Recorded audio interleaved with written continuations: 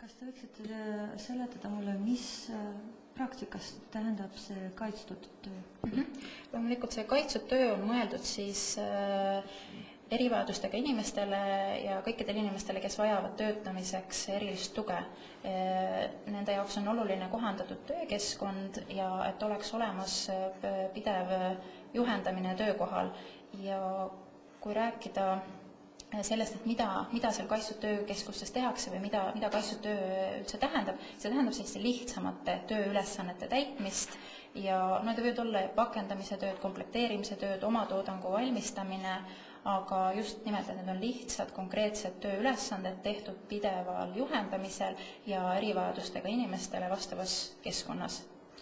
Kui mõelda üldse seda numbrit 118 000 inimest, kellele on määratletud mingi puude, et siis need 22 töökohta tunduvad päris väikseks numbriks. Kas on veel kuskil Eestis mingisugused sedasugused projektid?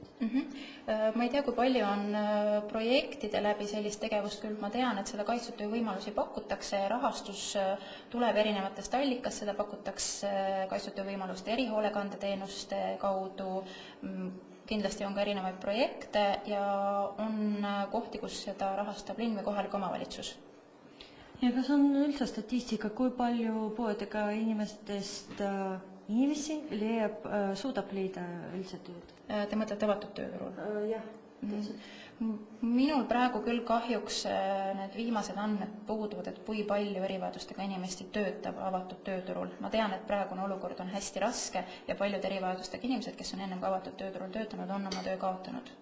Aga seda täpselt numbrit ma küll ei oska kahjuks öelda praegu.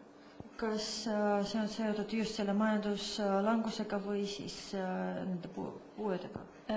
Nii üht kui teist, eks see hetke olukord on raske kõigile ja eriti erivajadustega inimestele, kes vajavad spetsiaalset tuge, rohkem aega kohanemiseks, kohandatud töökohti, osaajaga töid, et selliseid töökohti on lihtsalt väheseks jäänud. Mida üldse peab arvestama ettevõtja või mingi firma omanik, kes võtab endale tööle puuetega inimest?